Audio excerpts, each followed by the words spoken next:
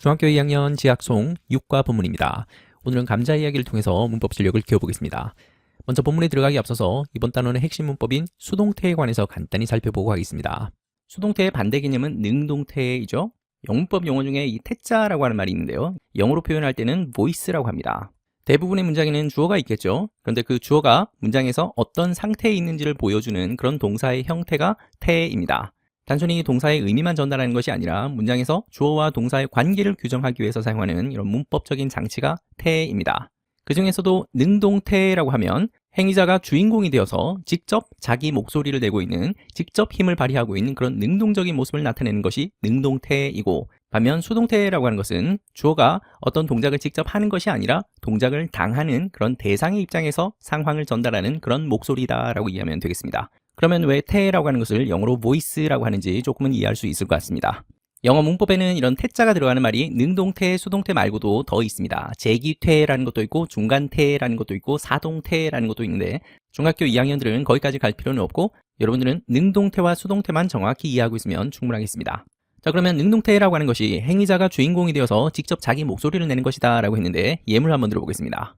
Shakespeare wrote Hamlet이라고 하는 문장이 있습니다. 셰익스피어가 햄릿이라고 하는 작품을 썼습니다 라는 말이죠.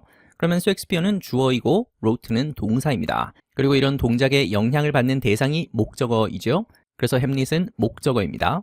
그러면 이 문장은 셰익스피어가 주인공이고 그 주인공이 햄릿이라는 작품을 쓰는 동작을 직접 했다라고 하는 능동의 의미를 나타내는 능동태입니다. 자, 이번에는 셰익스피어가 아닌 햄릿이라고 하는 이 목적어를 주인공으로 만들어서 문장을 새로 한번 써보겠습니다. 그러면 Hamlet was written by Shakespeare가 되는데요. 햄릿이라고 하는 작품은 셰익스피어에 의해 쓰여졌다 라고 하는 말이 되죠. 능동태에서 목적어에 있던 햄릿을 주어 자리로 옮겼습니다. 그리고 햄릿이라고 하는 이 작품은 자신이 직접 쓴 것이 아니라 사람인 셰익스피어에 의해서 쓰여진 것이죠. 이렇게 동작을 당하는 입장에서 다시 이 상황을 전달하는 이런 목소리가 수동태입니다. 영어에 능동태, 수동태가 있는 것처럼 한국어에도 비슷한 문법이 있긴 합니다. 우리는 능동수동이라고 부르지 않고 능동피동이라고 부르죠. 보다 하면 능동이고 보이다 하면 피동이죠. 잡다, 잡히다, 앉다, 안기다, 만들다, 만들어지다 이런 것이 한국에서의 능동피동입니다. 그런데 한국어의 능동피동과 영어에서 능동수동은 완전히 일치하지는 않습니다. 예를 들어서 우리말에 보인다라고 하면 피동이죠. 그러면 영어에서도 수동이 되어야 될 것 같지만 영어에서는 look이라고 능동형 동사를 씁니다. 또 우리말에서 놀랐다 그러면 능동인데 영어에서는 surprised라고 하는 수동의 형태를 씁니다. 그래서 능동, 수동이라고 하는 영어 문법이 우리말의 능동, 피동과 완전히 일치하지는 않기 때문에 가끔 헷갈리는 것들이 있고 이해가 안 되는 부분이 있을 수도 있습니다. 근데 그것과 상관없이 중학교 영문법에서는 능동태를 수동태로 또 수동태를 능동태로 자유자재로 바꿀 수 있을 정도면 충분하겠습니다. 자, 그러면 방금 선생님이 썼던 문장에서 능동태를 수동태로 바꾸는 과정에서 어떻게 달라졌는지를 잘 보죠. 먼저 주어 자리에 있던 셰익스피어는 문장의 끝부분으로 돌아갑니다. 그리고 목적어에 있던 햄릿이 문장의 주어 자리로 옮겨지죠. 자, 그러고 나서 동사 부분이 중요한데요. 능동태의 동사가 수동태의 동사로 바뀔 때는 비동사의 도움을 받습니다. 그리고 원래 문장에서의 동사는 PP 형태의 과거 분사로 바뀝니다. 이렇게 비동사와 과거 분사가 결합하면 수동태의 동사 모양이 됩니다. 동사 부분을 이렇게 수동태로 바꾸면 한 것이 아니라 행해졌다, 당했다 이런 수동의 느낌을 표현할 수 있게 되는 겁니다. 이때 가장 실수가 많고 우리 학생들이 많이 틀리는 부분 중에 하나는 비동사입니다.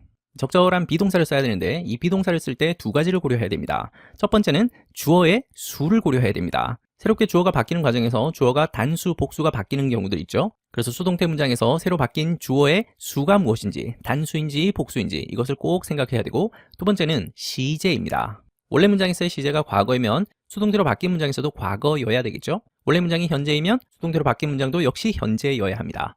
이렇게 시제에 따라서 그리고 주어의 수에 따라서 적절한 비동사를 집어넣는 것이 수동태를 만드는 데 있어서 정말 중요한 부분입니다. 그리고 원래 주어였던 것을 문장 끝으로 옮겼을 때 행위자를 나타내기 위해서 전치사 by를 집어넣습니다. 그래서 누구누구에 의해서라고 하는 말이 되죠. 처음에는 익숙하지 않을 수 있는데 몇 가지 유형을 반복하다 보면 여러분들도 능동태를 수동태로 또 수동태를 능동태로 바꾸는 것이 그렇게 어렵지는 않을 겁니다. 또 다른 문장으로 연습해 보겠습니다. 그들은 지었습니다. 궁전을 지었습니다. 그러면 이 문장은 능동태이니까 수동태로 바꿔오죠. 그러면 the palace가 문장의 주어로 오겠죠. 자, 그러고 나서 동사 부분을 조심해서 써야 되는데 원래 문장의 시제가 과거입니다. 그리고 새롭게 바뀐 주어가 the palace입니다. the palace는 단수이죠. 그리고 3인칭입니다. 단수의 3인칭 주어가 왔고 시제가 과거일 때 그때 쓰는 비동사는 was이겠죠? 자, 그러고 나서는 동사의 PP 형태를 쓸 차례인데 built는 원형이 build입니다. 과거는 built 그리고 과거 분사도 built이죠. 자, 이제 행위자를 쓸 차례입니다. by day를 문장 끝으로 옮겨와야 되는데 이때 day라고 쓰면 안 되죠. by는 전치사이고 전치사 바로 다음 자리는 전치사의 목적어 자리입니다. 그래서 이런 인칭 대명사를 목적어 자리에 넣을 때는 목적격 형태로 격변화 시켜줘야 되죠. 그래서 day가 아니라 them이 돼야죠. 그리고 마침표를 찍어주면 완벽한 수동태 문장이 됩니다. 그 궁전은 그들에 의해 지어졌다. 앞으로 여러분들이 다양한 수동태 문장을 보게 될 텐데 그 수동태에서 문장 끝부분에 있는 이런 행위자가 생략되는 경우들이 의외로 많습니다. 그래서 이런 by them 같은 것들이 없는 문장들을 자주 보게 될 겁니다. 이런 by 행위자 부분을 표시하지 않는 이유는 몰라서 안 쓰는 경우도 있고 필요가 없어서 안 쓰는 경우도 있고 중요하지 않아서 안 쓰는 경우도 있고 말하고 싶지 않아서 안 쓰는 경우도 있겠죠. 그래서 수동태 문장에서 행위자가 보이지 않으면 여러분들도 굳이 찾을 필요는 없겠습니다. 이렇게 능동태를 수동태로 바꾸면 문장에서의 초점이 달라지는 게 조금은 느껴질 겁니다. 셰익스피어가 햄릿을 썼다라고 할 때는 셰익스피어라고 하는 행위자가 중심이 되죠. 반면 햄릿이 셰익스피어에 의해서 쓰여졌다라고 할 때는 햄릿이라고 하는 것이 좀 더 부각되고 강조되는 느낌입니다. 자, 이번에는 좀 더 까다로운 문장으로 수동태를 만들어 보겠습니다. Jane didn't write the letter. Jane은 쓰지 않았습니다. 그 편지를 쓰지 않았습니다. 이 문장은 부정문이죠. 부정문을 수동태로 바꿀 때 어떻게 바뀌어지는지 한번 연습해 보죠. 역시 the letter라고 하는 목적어가 문장의 주어로 가야죠. 자, 그리고 비동사를 쓸 차례인데 원래 문장의 시제가 과거입니다. 그리고 새로 바뀐 주어는 the letter로 3인칭이고 단수입니다. 3인칭이고 단수일 때 비동사는 was가 되죠. 그리고 원래 문장에 들어있던 write라고 하는 동사는 과거형이 wrote이고 과거 분사는 written입니다. 그리고 마무리로 by Jane 이렇게 하고 마침표를 찍어주면 될 것 같지만 아직 한 가지가 해결이 안 됐죠. 원래 문장은 쓰지 않았다라고 하는 부정의 의미입니다. 여기에 not이 들어있죠. 그러면 수동태로 바꿀 때도 이 not이 그대로 옮겨집니다. 비동사 바로 다음에 not을 살짝 집어넣어서 부정형으로 만들어주면 그 편지는 제인에 의해서 쓰여지지 않았다라고 하는 부정형의 문장이 됩니다. 그러면 능동태에서 조동사 did는 어디로 갔을까요? 이때 did라고 하는 조동사는 의미가 없고 동사 write의 반대말을 만들기 위해서 살짝 빌려온 조동사이죠. 그런데 역시 부정문을 만들 때 비동사가 이미 들어있으면 이 비동사에다가 not을 바로 붙이면 되기 때문에 조동사 did는 더 이상 필요가 없죠. 그래서 수동태를 바꾸는 과정에서는 사라졌습니다. 중학교 2학년 문법에서 수동태, 능동태는 굉장히 중요하고 여러분들이 반드시 정복해야 되는 부분입니다. 처음부터 완벽하지는 않죠. 오늘 본문 속에도 능동태, 수동태 문장이 다양하게 나올 텐데 나올 때마다 연습해 보겠습니다. 몇 번 연습하고 나면 여러분들도 능동태를 수동태로, 수동태를 능동태로 자유자재로 바꿀 수 있을 겁니다. 자, 그리고 이번 단원의 두 번째 핵심 문법으로 복합타동사를 다루겠습니다. 이 복합타동사 얘기를 이번에 처음 하는 것이 아니죠. 지난 1과에서도 다뤘고 4과 5가 계속 복합타동사를 다루고 있습니다. 이 복합타동사의 다른 이름이 불완전타동사입니다. 타동사라고 하는 것은 목적어를 가지는 동사이죠. 그런데 불완전 타동사라는 것은 목적어 하나만 가지고는 문장을 완성할 수 없어서 이 문장을 완성하기 위해서는 별도의 덩어리가 하나 더 필요하다라는 것입니다. 그 별도의 덩어리는 이 목적어에 대한 정보를 보충해주는 목적 보호를 말하는 것이죠. 아래 있는 문장을 한번 보겠습니다. He wanted his people to eat potatoes. 그는 이라고 하는 부분이 주어이고 원했다가 동사입니다. 그리고 his people이 목적어이죠. 그런데 여기서 문장을 끝내면 문장의 의미가 온전히 전달이 안 되죠.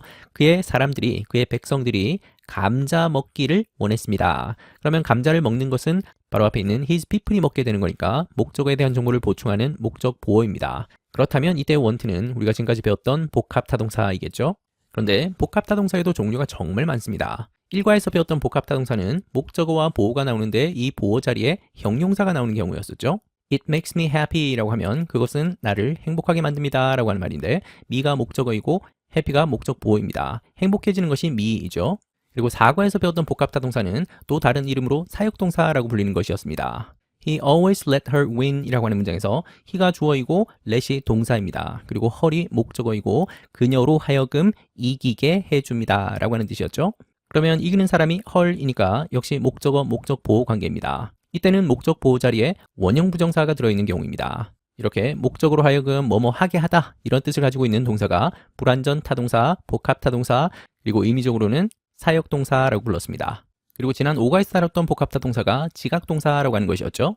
I saw people copying Degas painting 이라고 하는 문장에서 I가 주어이고 so가 동사입니다. 그리고 people이 목적어이고 이 사람들이 드가의 그림을 뺏기는 것을 봤습니다 라고 하는 뜻이었죠. 그러면 그림을 뺏기는 사람은 바로 앞에 있는 people입니다. 그러니까 이 copying 부분은 목적 보어이죠. 이때는 목적 보어 자리에 동사에다가 ing를 붙인 현재 분사가 들어있습니다. copying이라고 하게 되면 뺏기고 있는 중인 그 장면을 본 것이고 copy라고 하는 원형 부정사를 쓰게 되면 처음부터 끝까지 다 본 것이죠. 이렇게 목적어가 뭐뭐 하는 것을 보거나 듣거나 느끼거나 하는 것을 지각동사라고 했었죠. 그래서 오늘 본문에 등장하는 이 want라고 하는 동사, make, let, so 같은 이런 동사들이 전부 다 복합타동사, 다른 말로 불완전 타동사입니다. 목적어 뒤에 보어를 함께 필요로 하는 것이다. 그런데 어떤 복합타동사가 오는지에 따라서 뒤에 있는 목적 보어의 형태가 다 다르죠. 형용사가 오기도 하고 원형 부정사가 오기도 하고 또 현재 분사가 오기도 한다. 그리고 오늘 본문 속에는 to 부정사가 오는 경우를 집중적으로 살펴보려고 합니다. to 부정사는 약간 미래의 의미를 가지고 있습니다. 아직 하지 않은 거, 앞으로 하게 될 일을 말할 때 그럴 때 쓰는 것이 to 부정사이죠. 그는 그의 백성들이 감자를 먹기를 원했습니다 라고 하면 사람들이 아직 감자를 먹는 것은 아니죠. 감자를 먹게 되더라도 그가 원했던 그 시점으로부터 그 이후에 나중에 먹게 되겠죠. 그런 미래의 의미를 살짝 포함하고 있는 것이 to 부정사입니다. 그리고 이게 끝이 아닙니다. 이 복합타동사 중에는 목적 보호 자리에 명사가 오는 경우도 있습니다. 예를 들어서 We call him a hero 라고 하면 우리는 그를 영웅이라고 부른다 라고 하는 말이죠. 이때 힘이 목적어이고 hero가 목적 보호입니다. 영웅인 사람이 바로 앞에 있는 힘이죠. 그리고 We elected Tom our leader 라고 하면 우리는 톰을 우리의 지도자로 선출했습니다 라고 하는 뜻입니다. 역시 톰이 목적어이고 our leader가 목적 보호입니다. 톰이 리더가 된 사람이죠. 이렇게 목적 보호 자리에 방금 같은 경우는 명사가 오는 경우입니다. 다시 한번 간단히 정리하면 복합타동사라고 해서 목적어와 보호를 함께 필요로 하는 타동사가 있다. 다른 말로는 불완전 타동사라고 한다. 목적어만으로는 문장의 의미를 온전히 만들 수 없어서 보호까지 필요로 하기 때문에 이것을 불완전 타동사라고도 한다. 목적 보호 자리에는 형용사가 오기도 하고 명사가 오기도 하고 원형 부정사가 오기도 하고 또 현재 분사가 오기도 한다. 오늘 본문 속에는 to 부정사가 나오는 그런 예를 집중적으로 보려고 합니다. 그러면 오늘 본문 속에서 수동태의 구문과 복합타동사가 들어있는 문장을 만날 때마다 이 내용을 다시 한번 복습하겠습니다. Potatoes once an unpopular vegetable. 감자 얘기입니다. 한때는 인기가 없는 야채였습니다. 한때는 인기가 없었던 그 야채가 이제는 굉장히 유명하고 굉장히 인기 있는 그런 야채가 되었죠.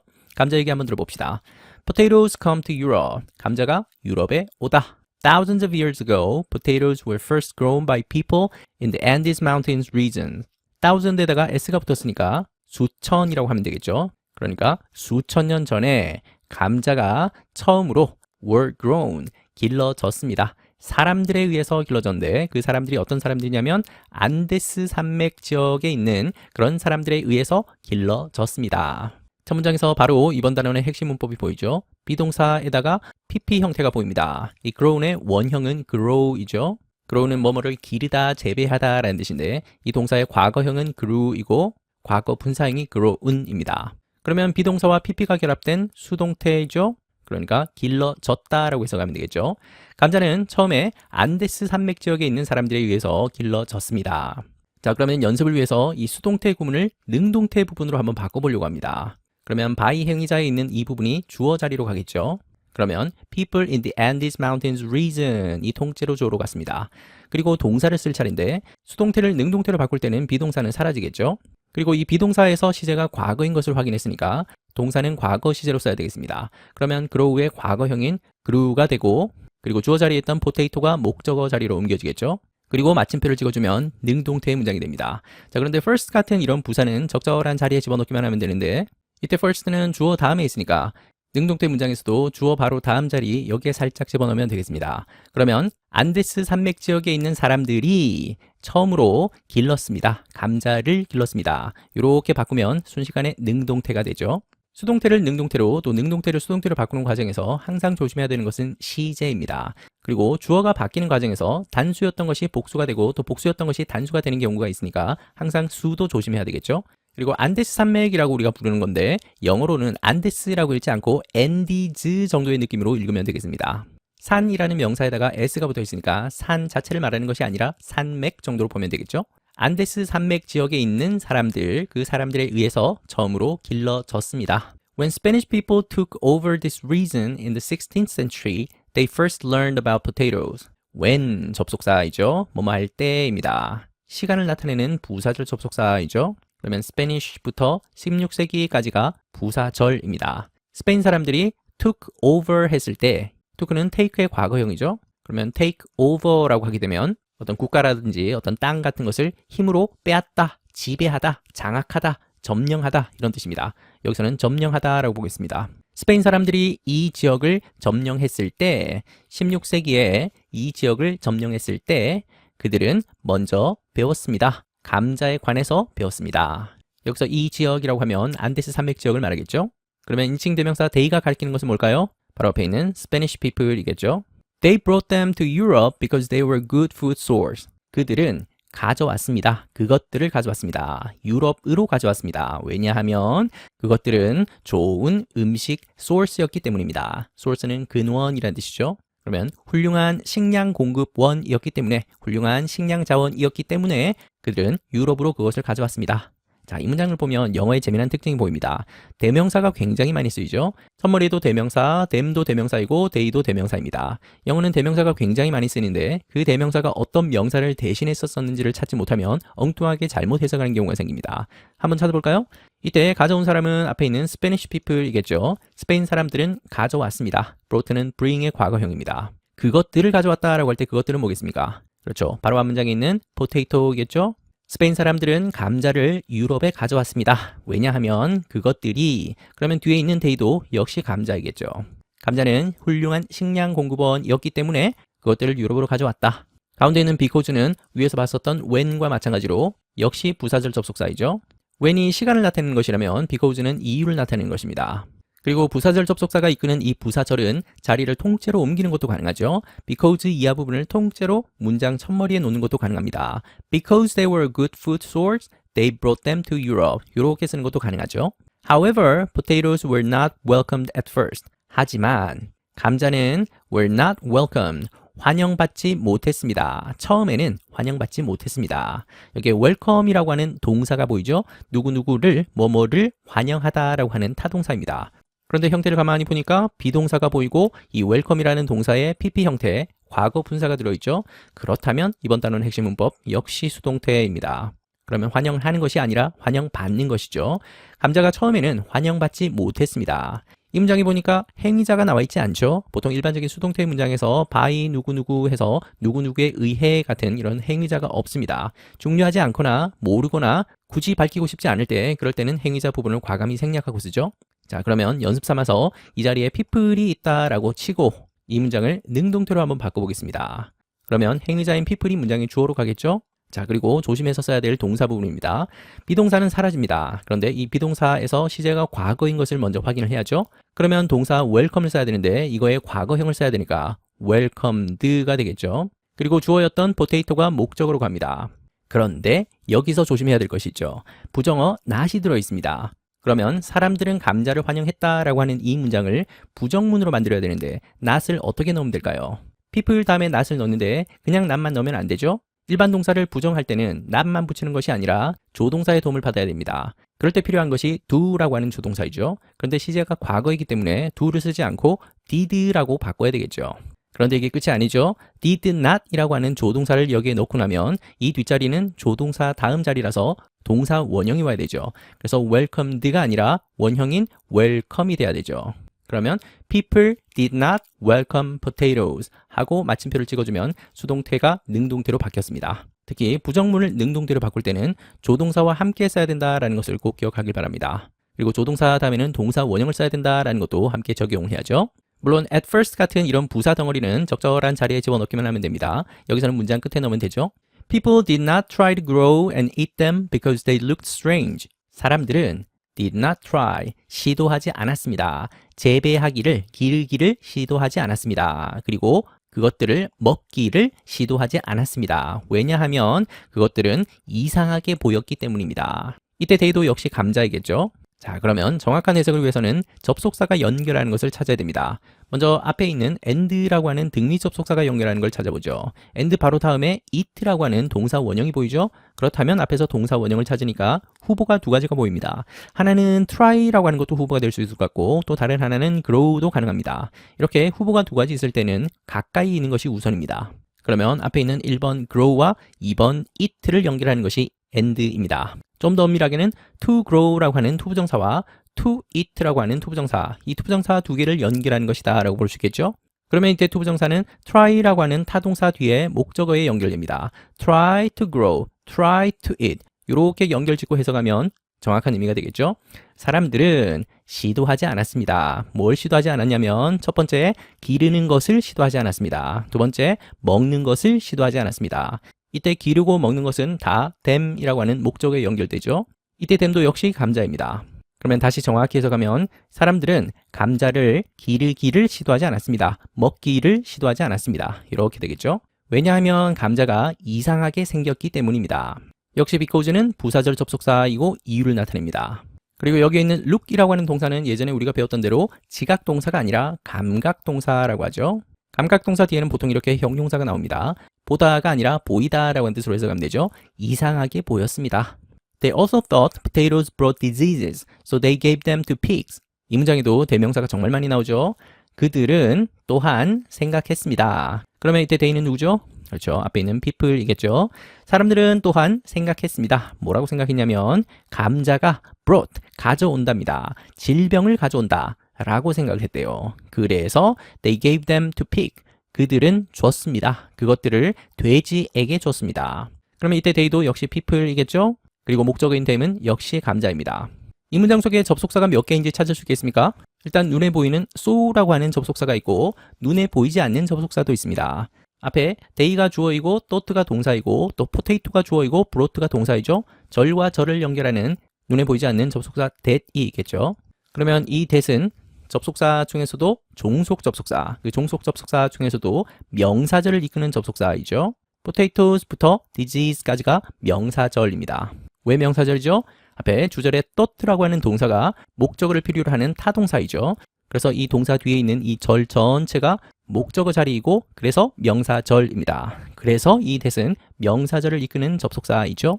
가운데 있는 so는 접속사 중에서도 등위 접속사이죠. 그래서 정도로 해석하면 되겠습니다. 앞에 있는 것이 원인이고 뒤에 있는 것이 결과이죠. 사람들은 감자가 질병을 가져온다 라고 생각을 했습니다. 원인. 그래서 그 결과 사람들은 감자를 돼지에게 줘버렸습니다.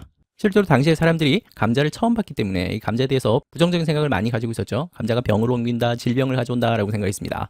이 감자가 성경에 언급되지 않기 때문에 악마의 식물이다 이렇게 부르기도 했습니다. 자, 그리고 뒤에 있는 이 절을 잠깐 보겠습니다. 사람들은 감자를 돼지에게 주었다 라고 했습니다.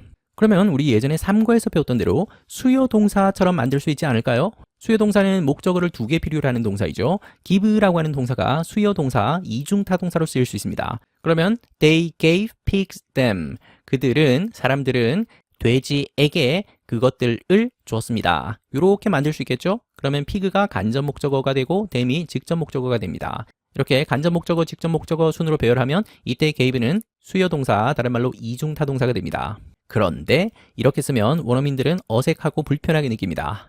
이렇게 쓰지 않는다는 말이죠. 왜 그럴까요? 이때 직접 목적어가 대명사이기 때문입니다. 대명사라고 하는 것은 앞에 나왔던 명사를 대신해서 쓴 것이죠. 정보의 가치로 따져보자면 명사가 중요한 정보이고 새로운 정보이고 한번 언급됐던 것을 다시 언급하게 되면 이때는 신정보가 아니라 구정보, 정보로서의 가치는 좀 떨어지는 것이 됩니다. 그런데 문장에서 정보를 배열하는 원칙에 따르면 중요한 정보, 새로운 정보를 문장 끝부분에 놓는 경향이 있습니다. 그래서 새로운 정보이고 중요한 정보를 뒤쪽에 놓으려고 하는 경향 때문에 목적어가 대명사일 때는 대명사를 뒷부분에 넣으면 어색한 문장이 되겠죠. 그래서 방금처럼 they gave them two pigs 라고 하는 것이 원어민들에게는 훨씬 더 자연스러운 문장이 됩니다. 감자라고 하는 것은 이미 앞에 나왔던 정보이지만 돼지라고 하는 것은 처음 등장한 단어이고 신정보이겠죠. 이런 신정보에 해당하는 단어를 문장의 뒷부분에 놓으려고 하는 경향이 있다. 이 정도만 간단히 기억합시다. The Potato King, 감자왕이라고 하네요. 어떤 감자왕이 있는지 한번 들어봅시다. A great food shortage happened in Prussia in 1744. 큰 음식 shortage가, shortage는 부족이라는 뜻이죠. happen, 생겼습니다. 대규모 식량 부족 사태가 생겼습니다. 프러시아에서. 역사를 좀 공부한 친구들은 프러시아라고 하는 말보다는 프로이센이라고 하는 말이 더 익숙하죠. 독일어권에서 부르는 말이 프로이센인데 이것을 영어식으로 바꾼 것이 프러시아입니다. 나중에 독일이 되는 나라이죠. 1744년에 프러시아에서 대규모 식량 부족 사태가 벌어졌습니다. 당시에 식량 부족 사태가 벌어진 데는 여러 가지 요인이 있었습니다. 일단은 기후변화가 굉장히 큰 원인이었죠. 당시가 소빙하기 영향을 받던 때였기 때문에 냉해도 찾아오고 한파도 찾아오고 거기다가 봄철에 가뭄이 겹치면서 밀농사가 완전히 붕괴가 되어버렸습니다. 여기다가 프로이센이 오스트리아 그 왕위 계승 전쟁을 수행하고 있었기 때문에 노동력이 전부 다 군대로 징집되어 버렸죠. 농사지을 사람도 굉장히 부족했고 또 생긴 농산물도 군수 식량으로 다 증발되었기 때문에 일반 서민들이 먹을 음식이 굉장히 부족했겠죠. 그 당시 왕이었던 사람이 프리드리히 2세입니다. 그래서 하도 먹을 게 없으니까 1745년도에는 감자를 강제로 재배하게끔 그렇게 왕이 명령을 내리기도 했죠. 그런 역사적인 배경을 다루고 있습니다. People did not have enough food to eat. 사람들은 가지고 있지 않았습니다. 충분한 식량을 가지고 있지 않았습니다. 식량은 식량인데 to eat 부정사가 붙어 있습니다. 먹을 식량이죠.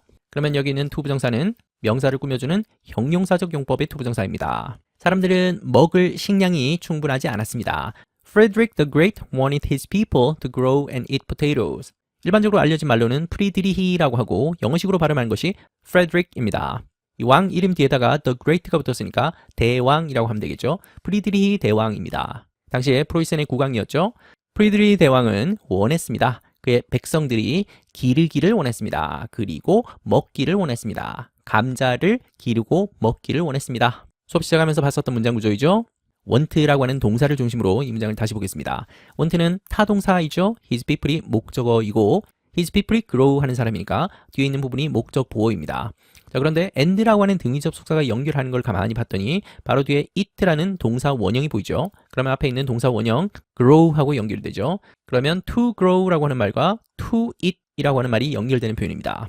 그리고 potato라고 하는 이 목적어는 grow에도 연결이 되고 eat에도 연결이 되죠. 그러면 프레드리 대왕은 원했습니다. 그의 백성들이 감자를 기르기를 원했습니다. 그리고 감자를 먹기를 원했습니다. 이렇게 연결이 되겠죠. 그래서 이 원트는 목적어와 보호를 함께 필요로 하는 복합 타동사, 다른 말로 불완전 타동사입니다. 아직까지는 사람들이 감자를 기르거나 먹지는 않는 상태이기 때문에 미래의 의미를 나타내는 to 부정사를 썼습니다. He planted a large field of potatoes, but nobody was interested. 그는 이라고 할 때 그는 앞에 있는 프레드리 대왕이겠죠. 그는 플랜트했습니다. 플랜트라고 하는 동사가 뜻이 정말 많습니다. 가장 많이 쓰이는 뜻은 심다, 어떤 씨앗 같은 것을 심다, 뿌리다, 이식하다 이런 뜻이고 또 다른 뜻으로는 도입하다, 설치하다, 수립하다 이런 뜻도 있습니다. 바로 뒤에 목적어를 보니까 큰 감자밭을이라고 하는 목적어가 있으니까 감자밭을 조성했다, 만들었다 이 정도로 보겠습니다. 하지만 아무도 관심이 없었습니다. 아무도 관심을 가지지 않았다라는 말이겠죠. 뒤에 있는 절의 모양을 가만히 보니까 비동사가 나와 있고 interest에다가 ed가 붙어 있는 과거분사 모양이 나와 있습니다. interest라고 하는 동사가 있죠. 그 동사의 과거 분사형이 interested인데요.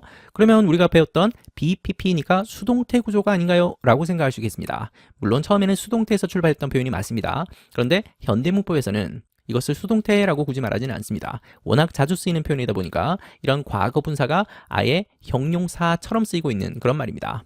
원래는 과거 분사였던 것이 이제는 형용사화되어서 이것은 형용사라고 생각하는 것이 좋겠습니다. 그래서 BPP라기보다는 비동사 뒤에 주격 보호로 형용사가 들어있는 것이다. 이렇게 이해하면 되겠습니다.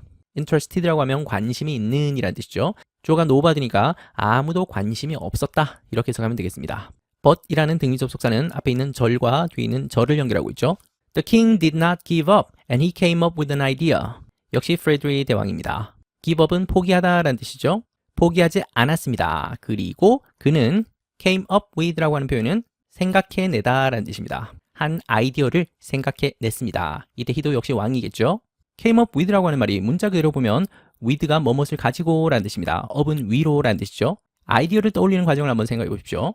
우리의 무의식이 있을 때 그 무의식의 저기 깊은 곳에 수많은 아이디어와 생각들이 잠재되어 있을 겁니다. 그 아이디어를 하나 가지고 끄집어서 의식의 수면 위로 올라오는 그런 모습을 상상하면 come up with라고 하는 것이 뭐뭐를 생각해내다 라고 하는 표현이 된 것을 쉽게 이해할 수 있겠죠. 그래서 한 아이디어를 생각해냈습니다. 한 아이디어를 제시했습니다. 내놓았습니다. He named potatoes a royal vegetable and ordered his soldiers to guard the potato field. 그는 역시 왕입니다. name, 이때는 명사가 아니라 동사 name이죠. 이름을 짓다 라는 뜻입니다. 감자를 이름 지었습니다. 뭐라고 이름 지었냐면 royal vegetable, 왕실의 야채다 라고 이름을 붙였습니다. 그리고 명령했습니다. 그의 군인들에게 명령했네요. 뭐라고 명령했냐면 to guard, 지키라고, 수호하라고 명령했습니다. 그 감자밭을 지키라고 명령했습니다. 등위 접속사 and가 연결하는 것을 찾아봅시다. 바로 뒤에 ordered라고 하는 동사의 과거형이 보이죠? 그렇다면 1번 동사 named와 2번 동사 ordered를 연결하고 있죠. 왕은 이름 지었습니다. 왕은 명령했습니다. 이렇게 연결되죠. 자, 이번에는 동사를 중심으로 그 동사가 어떤 동사인지 이름을 붙여봅시다. 먼저 앞에 있는 name이라고 하는 동사가 보이는데요. 바로 뒤에 있는 potato가 목적어이죠. 그러면 royal vegetable은 뭘까요? 문장을 만드는 데는 반드시 필요한 덩어리죠. 이 royal vegetable이라고 불리어진 것이 바로 앞에 있는 감자입니다. 그렇다면 목적어에 대한 정보를 보충하는 목적 보어이죠. 그렇다면 이때 name도 역시 복합타동사입니다. 자, 이번에는 뒤에 있는 절입니다. 역시 ordered라고 하는 동사가 보이고 동사 바로 뒤에 his soldiers가 목적어이죠. 그리고 이 guard 하는 사람이 바로 앞에 있는 soldier가 guard 하는 사람들이겠죠. 역시 목적에 대한 정보를 보충하는 보어입니다. 그래서 이 order도 역시 복합타동사이죠. 앞에 있는 named라고 하는 복합타동사는 목적 보호 자리에 명사 덩어리가 나와 있습니다. 반면 뒤에 있는 복합타동사 order는 목적 보호 자리에 to 부정사가 나와 있네요. 목적 보호의 형태는 다르지만 목적어와 보호를 함께 필요로 한다라는 점에서는 동일한 복합타동사인 것이죠. 가끔 우리 학생들이 복합타동사인지 아니면 이중타동사인지가 헷갈린다라고 하는 경우들이 있습니다. 특히 목적 보호 자리에 명사가 나올 때가 좀 헷갈린다라고 하죠. 예를 들어 보겠습니다. He made me a cake 라고 하면 그는 나에게 케이크를 만들어줬다라고 하는 말인데 이때 made가 동사이고 me가 목적어입니다. 그리고 cake라고 하는 덩어리는 어떻게 분석을 해야 될까요? 이때는 목적어에 대한 정보를 보충하는 목적 보호가 아니죠. 이때는 또 다른 목적어입니다. 또 다른 목적어인지 아니면 좀 전에 봤었던 것처럼 목적 보호인지는 이 두 개의 관계를 보면 됩니다. 목적 보호일 때는 바로 앞에 있는 목적어와 동일한 대상을 나타내는 경우입니다. 투부정사가 들어있다 하더라도 목적어와 목적 보호는 결국 같은 사람이 하는 행동인 것이죠. 반면 이 예문에서는 me와 cake는 아무런 상관이 없죠. 이렇게 상관이 없는 두 개의 덩어리가 있으면 이때는 목적어, 목적 보호가 아니라 간접 목적어, 직접 목적어가 있는 것이다. 그래서 equal 관계가 성립하는지 하지 않는지를 보면 간접 목적어, 직접 목적어인지 아니면 목적어, 목적 보호인지를 쉽게 구분할 수 있다. 비슷한 예문이 나올 때 다시 한번 확인하겠습니다. This made people curious and some even tried to steal potatoes at night. 이것은 만들었습니다. 사람들을 궁금하게 만들었습니다. 호기심 어리게 만들었습니다. 그리고 어떤 사람들은 심지어 시도했습니다. 훔치려고 시도했습니다. 감자를 밤에 몰래 들어가서 감자를 훔치려고 시도했습니다. 그러면 and라는 등위 접속사는 역시 절과 절을 연결하고 있습니다. 앞에 있는 절을 봤더니 made라고 하는 동사가 눈에 띄죠. made 바로 다음에 있는 people이 목적어입니다. 그리고 people이 궁금해진 것이죠. 그렇다면 curious도 역시 목적 보호입니다. 이때는 목적 보호 자리에 형용사가 들어있죠. 어쨌든 made는 복합타동사입니다. 그리고 뒤에 있는 절에서 some이라고 하는 것은 어떤 사람들을 나타내는 말이죠. 그래서 이것은 대명사입니다. 어떤 사람들인지 누구인지 몇 명인지 정확하지 않죠. 이런 대명사를 구체적으로는 부정대명사라고 합니다. 정해져 있지 않다라고 하는 뜻이죠. 심지어 어떤 사람들은 밤에 감자를 훔치려고 했습니다. 이때 투부정사는 try라고 하는 타동사 뒤에 목적어 자리에 있으니까 명사적 용법입니다.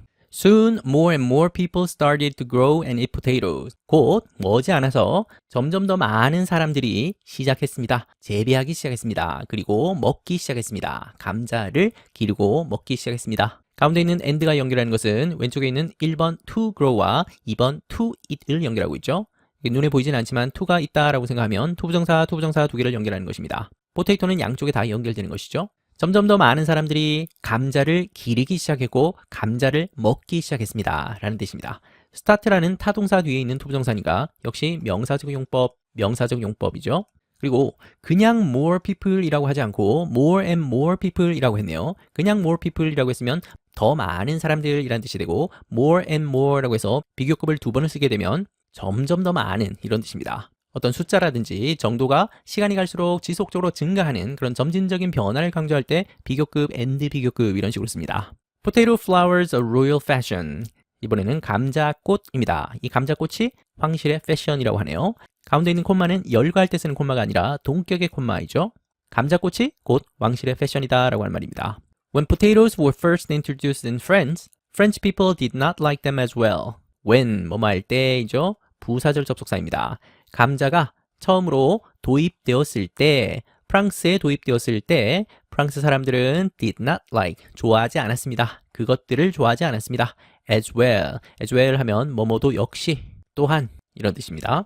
감자가 프랑스에 처음 도입되었을 때 프랑스 사람들은 그것을 좋아하지 않았습니다. 이때 them도 역시 potato를 대신해서 쓴 대명사이죠.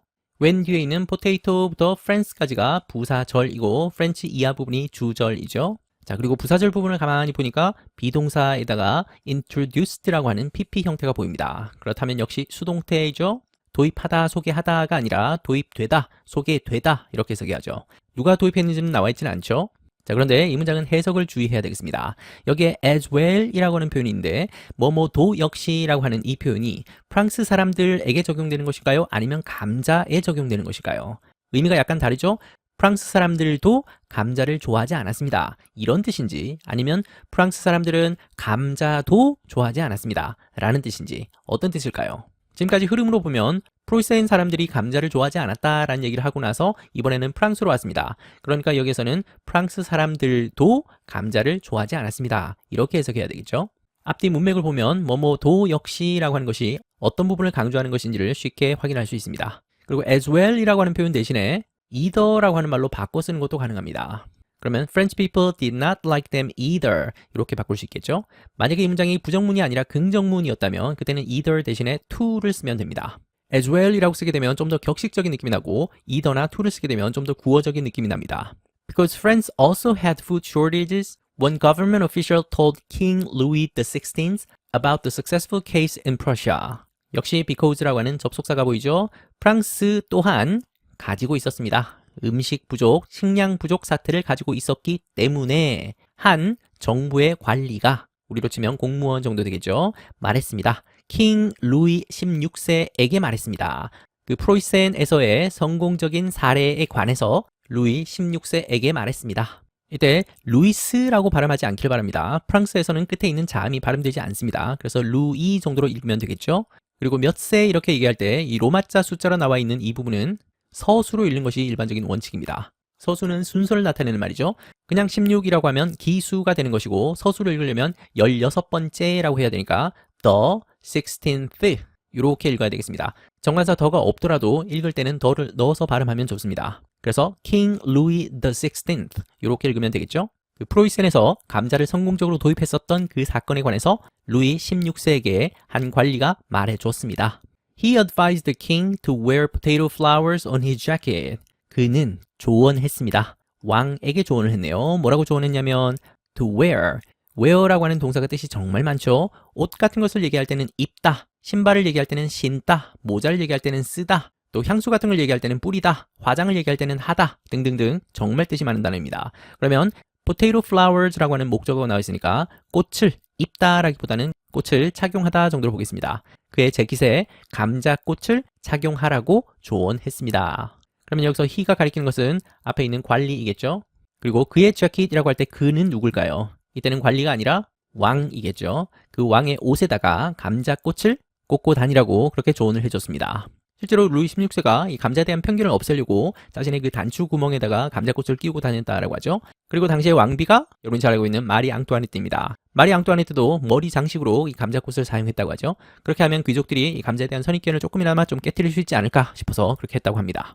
자, 이 문장 속에도 advise라고 하는 동사가 눈에 띄입니다. 바로 뒤에 the king이 목적어이죠. 그 왕에게 감자꽃을 착용하라고 조언을 했는데 착용하게 되는 사람이 왕이겠죠. 그래서 이 to wear 부분도 목적 보어입니다. 목적어와 보어를 함께 필요로 하는 복합타동사. 오늘 복합타동사가 정말 많이 나오죠. 이때는 보어 자리에 to 부정사가 들어있습니다. 이 충고를 한 시점에는 아직 감자꽃을 착용하지는 않은 상태이죠. 그 이후에 했겠죠. 그래서 약간 미래의 의미를 담고 있는 부정사가 쓰였습니다. The king took his advice and the queen also wore some in her hair. 왕은 그의 충고를 took, 받아들였습니다. 그리고 왕비, 마리 앙뚜아네트입니다. 왕비도 wore, wear의 과거형이죠.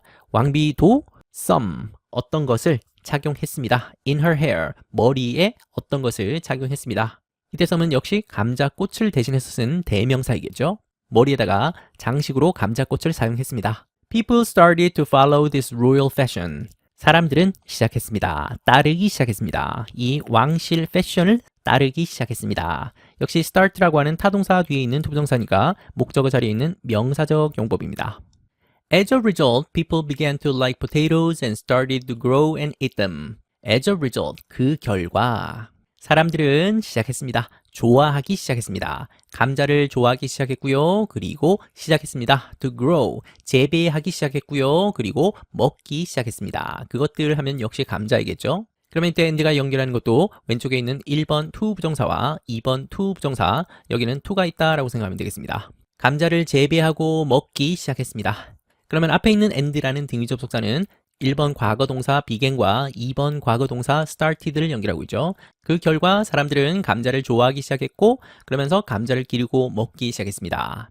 Thanks to such efforts, potatoes were finally accepted in Europe and began to spread worldwide. Thanks to 하면 뭐뭐 덕분에 라는 뜻입니다. 그런 노력들 덕분에 감자는 마침내 were accepted, 받아들여졌습니다. 유럽에서 받아들여졌습니다. 그리고 began, 시작했네요. to spread, 퍼지다 라는 뜻이죠. 전 세계로 퍼지기 시작했습니다. 그러면 and가 연결하는 것은 과거동사 were와 과거동사 began을 연결하고 있죠. 그리고 이 문장 속에도 비동사에다가 pp 형태가 보입니다. 그렇다면 수동태이죠. 자, 그러면 눈에 보이진 않지만 행위자가 by people이라고 치고 이 문장을 능동태로 한번 바꿔보겠습니다. 그러면 역시 people이 주어로 가겠죠. 그리고 능동태로 바꿀 때는 비동사는 사라집니다. 하지만 시제는 꼭 확인을 해야죠. were가 된 걸로 봐서 시제는 과거입니다. 그러면 accept의 과거형인 accepted, 그리고 주어 자리에 있던 potato를 목적어 자리에 넣으면 되죠. 그리고 finally 같은 부사는 적절한 자리에 넣으면 되는데 보통 동사 앞에 넣으면 좋습니다. 그러면 people in Europe finally accepted potatoes. 유럽에 있는 사람들이 마침내 감자를 받아들였습니다. 이렇게 하면 능동태가 되겠죠. 동사 begin 다음에 있는 이 to 부정사도 역시 명사적 용법입니다. 그리고 thanks to가 뭐뭐 덕분에 라고 했는데 품사로 따지면 이것은 전치사입니다. 그런데 이렇게 단어가 2개 이상 모여있는 이런 덩어리 전치사를 구전치사라고 했었죠. 이거랑 비슷한 것 중에 due to 라고 하는 것도 있고 또 because of 라고 하는 것도 있습니다. due to도 뭐뭐 때문에, because도 뭐뭐 때문에인데 막 바꿨어도 되지 않냐 라고 하시겠지만 의미가 약간 다르긴 하죠. thanks to 라고 하는 것은 원인 중에서도 좀 긍정적인 원인, 그런 것에 감사를 표현할 때 그럴 때 사용하는 말입니다. 그래서 보통 우리말로 해석할 때는 때문에 라기보다는 덕분에 라고 해석되죠. 반면 due to나 because of는 그냥 때문에인데요. 이것은 긍정적인 거에도 쓸 수 있고 또 부정적인 거에도 쓸 수 있습니다. 같이 중립적인 표현이죠. 근데 그 중에서도 due to를 쓰게 되면 뭔가 좀 격식적이고 학술적인 그런 느낌이 납니다. 어디에 귀속되는 뭐뭐로 기인한 이런 인과관계의 객관적인 분석을 할 때 그럴 때 사용하는 것은 due to입니다. 일반적으로 쓸 때는 because of를 더 많이 쓰겠죠. 자, 예를 들어서 폭설 때문에 비행기가 취소되었다 라고 표현하고 싶을 때 thanks to the heavy snow 이렇게 표현하면 좀 어색하겠죠. 폭설 때문에 비행기가 취소된 것은 긍정적인 것을 얘기하는 것은 아니죠. 그럴 때는 because of the heavy snow 이렇게 표현하는 것이 훨씬 더 자연스럽습니다. They have now become one of the most popular vegetables in the world. 그것들은 이제 되었습니다. one of 하면 뭐뭐 중에 하나라는 뜻이죠. 가장 인기 있는 야채 중에 하나가 되었습니다. 세상에서 가장 인기 있는 채소 중에 하나가 되었습니다. 자, 이 문장 속에 have라고 하는 조동사가 보이고 그리고 become이라는 동사의 과거 분사형이 보입니다. 그러면 have pp를 보는 순간 우리 3과에서 배웠던 현재 완료가 떠오르죠. 현재 완료는 용법을 구분할 줄 알아야죠. 이때는 결과로 보는 것이 자연스럽겠습니다.